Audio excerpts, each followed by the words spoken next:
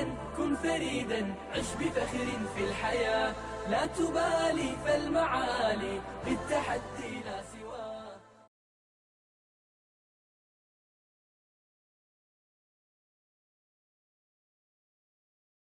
Why is there something rather than nothing? Everything else is either explained or well on the way to being explained. We're left with just one little tiny smidgen of a gap in which God is alleged to be hiding. But even if you invoke a supernatural creator to explain why is there something rather than nothing, you still explained absolutely nothing because you're left without an explanation for that God himself. Now, this argument on Dawkins' part, I think, is quite inept, because philosophers of science recognize that in order to recognize an explanation as the best explanation, you don't have to have an explanation of the explanation. In order to recognize that an explanation is the best, you don't need to have an explanation of the explanation. But even if you invoke a supernatural creator to explain why is there something rather than nothing, you still explained absolutely nothing because you're left without an explanation for that God himself. That leads immediately to an infinite regress. You'd need to have an explanation of the explanation of the explanation, and so on to infinity.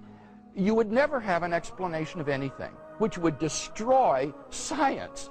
So that Dawkins' principle, if adopted, would actually be completely destructive of science. That's how inept this argument is.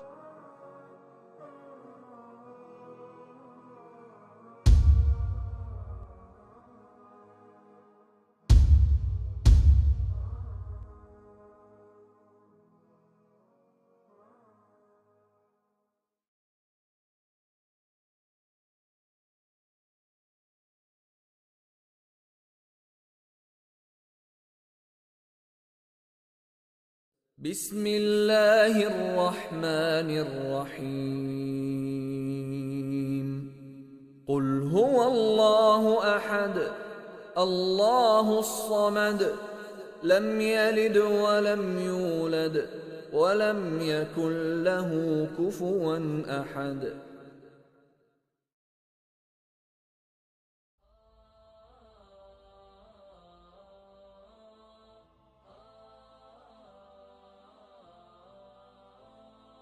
كن سعيدا كن فريدا عش بفخر في الحياة لا تبالي فالمعالي بالتحدي لا